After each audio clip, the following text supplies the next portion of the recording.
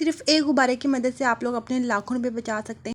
और आज मैं आप लोगों के साथ कुछ ऐसी टिप्स शेयर करने जा रही हूँ जिससे आप लोगों की लाइफ हो जाएगी बहुत ज़्यादा आसान। तो चलिए बिना टाइम वेस्ट के अपनी वीडियो स्टार्ट करते हैं। तो यहाँ पे देखिए, सबसे पहले मैंने एक प्लास्टिक की बोतल ले ली है और अक्सर इस तरह की जो प्लास्टिक की बोतल्स होती हैं उनको हम फेंक देते हैं। उसके बाद मैंने इसकी अच्छे से कटिंग कर ली है। अब जहाँ जहाँ से मैं मार्कर का निशान लगा रही हूँ, हम लोग ने वहाँ से जो है ना किसी गर्म छुरी की मदद से या फिर आप लोग कैंची की मदद से उसकी कटिंग कर सकते हैं। तो आप लोग ने क्या करना है कि अगर आप लोगों के घर में इस तरीके से बॉटल्स वगैरह मौजूद होती हैं तो आप लोगों ने उनको बिल्कुल भी नहीं फेंकना, बल्कि इसको हम लोग रीयूज़ कर सकते हैं। इससे हम लोग बहुत ही अमेजिंग से ऑर्गेनाइजर बना के रेडी करेंगे, जो कि आप लोगों को किचन में बहुत ज़्यादा हेल्पफुल रहेगा।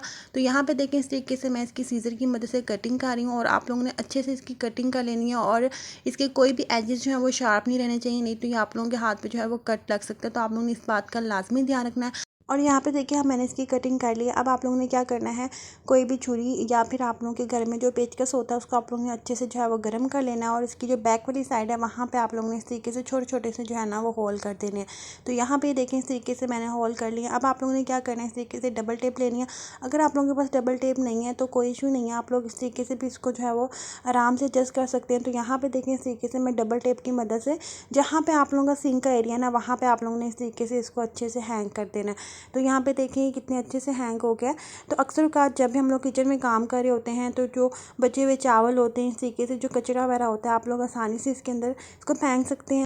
या फिर जो भी पत्ती वगैरह है आप लोग आसानी से इसके अंदर फेंक सकते हैं और उसके बाद इसको आसानी से डिस्कार्ड कर सकते हैं। आई होप ये टिप आप लोगों के लिए यूज़फुल रही होगी।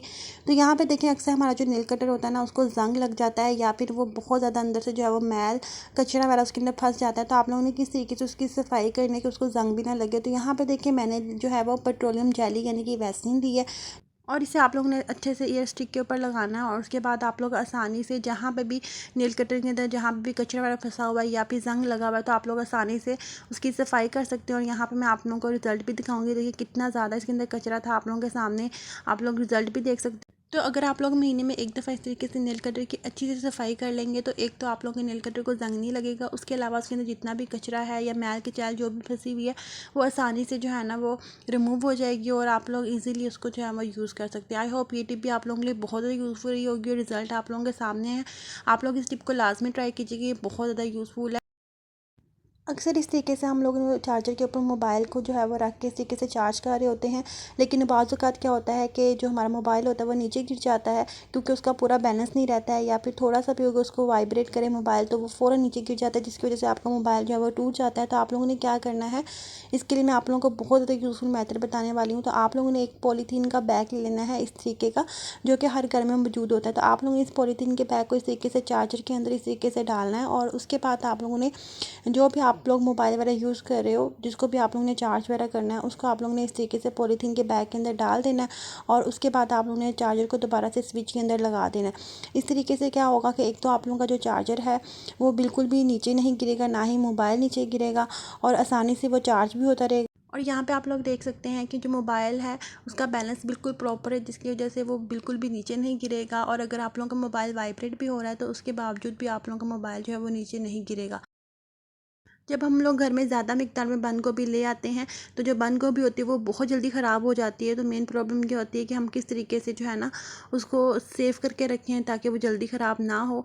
तो उसके लिए आप लोगों ने क्या करना है कि बंद गोभी के ऊपर जितने भी गले सड़े पत्ते हैं, सबसे पहले आप लोगों ने उसको जो है वो रिमूव करना है। उसके बाद आप लोगों ने बंद गोभी की जड़ वाली साइड वाला जो हिस्सा है आप लोगों ने वहाँ से उसकी कटिंग करनी है और इसके अंदर जितनी भी जड़ है ना उसको आप लोगों ने निकाल देना है। छुरी की मदद से आप लोग इसको आसानी से निकाल लेंगे। तो यहाँ पे देखें, इस तरीके से मैं छुरी का इस्तेमाल करते हुए जितने भी अंदर तक जड़ है ना आप लोगों ने सारी जड़ को रिमूव कर देना है। अब इस टिप का इस्तेमाल करने से ये होगा कि अगर आप लोगों ने 1 महीने तक भी बंद गोभी रखी है ना तो आप लोगों की बंद गोभी ख़राब नहीं होगी। अब आप लोगों ने क्या करना है कि इस तरीके से टिश्यू पेपर का इस्तेमाल करना है। यहाँ पे मैंने एक टिश्यू पेपर लिया है। इस टिश्यू पेपर को आप लोगों ने जो है ना इस तरीके से पानी के अंदर थोड़ा सा इसको जो है ना वो गीला करना है और उसके बाद आप लोगों ने इसको जो है वो बंद गोभी जहाँ से हम लोगों ने जड़ निकाली है वहाँ पर आप लोगों ने इस तरीके से इसको एडजस्ट कर देना है। और उसके बाद आप लोग इसको फ्रिज में रख सकते हैं और ये 1 महीने तक ख़राब नहीं होगी। अक्सर जब भी हम लोग घर में दूध को गर्म करते हैं तो इस तरीके से जो दूध होता है इस तरीके से देगची की नीचे वाली साइड के ऊपर लग जाता है। तो आप लोग क्या है ऐसा तरीका करो कि ये दूध बिल्कुल भी देगची की नीचे वाली साइड पे नहीं लगेगा और इस तरीके से आप लोगों को देगची धोने में भी आसानी होगी और आप लोगों के जो दूध होगा वो भी ज़ाया नहीं होगा।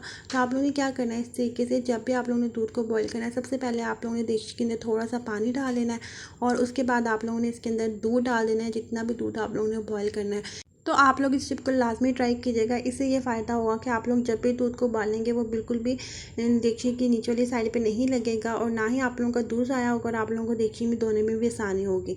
अच्छा, उसके बाद हमारी नेक्स्ट टिप है इस तरीके से जब भी हम लोग तवा वगैरह रात के टाइम जो है ना उसको रोटियाँ वगैरह बना चुके होते हैं, उसके बाद हम लोग तवे को इसी तरीके से खुला छोड़ देते हैं, जिसकी वजह से क्या होता है कि कीड़े मकोड़े और जो कॉकरोचेस होते हैं वो उसके ऊपर जो है ना वो फिरते रहते हैं, वो जरासीम वगैरह लगते हैं और हम लोग सुबह उठते साथ ही धोए बगैर ही उसको इस तरीके से इस्तेमाल करते हैं। तो आप लोगों ने जब भी तवे का इस्तेमाल कर लेना रात को, तो आप लोगों ने इस तरीके से एक पॉलीथीन के बैग में उसको कवर करके इस तरीके से रख देना।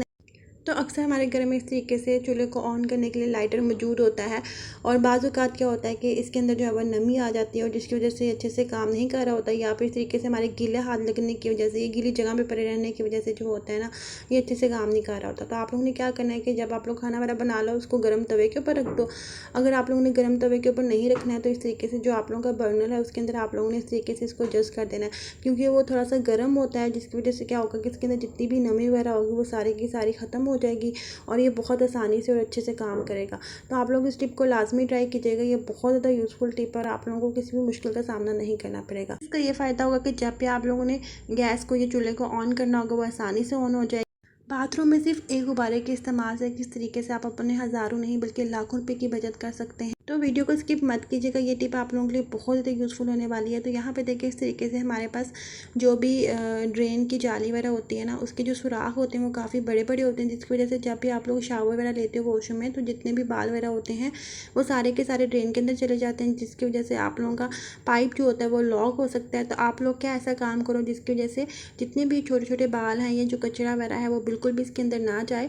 तो हम लोग ये सोचते हैं कि इस तरीके से ये जाली मौजूद है तो हम लोगों को फिक्र करने की कोई ज़रूरत नहीं है, ये बिल्कुल भी हमारा जो पाइप है या ड्रेन वाला हिस्सा है वो बिल्कुल भी बंद नहीं होगा। लेकिन ऐसा नहीं है क्योंकि इसके सुराख थोड़े बड़े होते हैं और वो बाद में क्या होता है इनके ब्लॉक हो सकता है। तो आप लोगों ने इस तरीके से एक गुब्बारा लेना है और उसको आप लोगों ने उसकी बैक वाली साइड पे उसको काट देना है और उसके बाद आप लोगों ने ड्रेन वाली जाली के ऊपर इस तरीके से गुब्बारे को एडजस्ट कर देना है।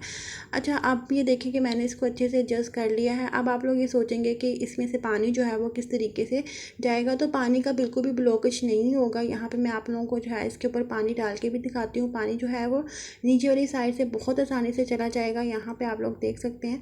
और मैं आप लोगों को पानी डाल के भी दिखा रही हूँ और जब मैंने इसके ऊपर थोड़ा सा पानी डाला है तो आप लोग देख सकते हैं कि नीचे वाली साइड से पानी आसानी से जो है वो निकल रहा है।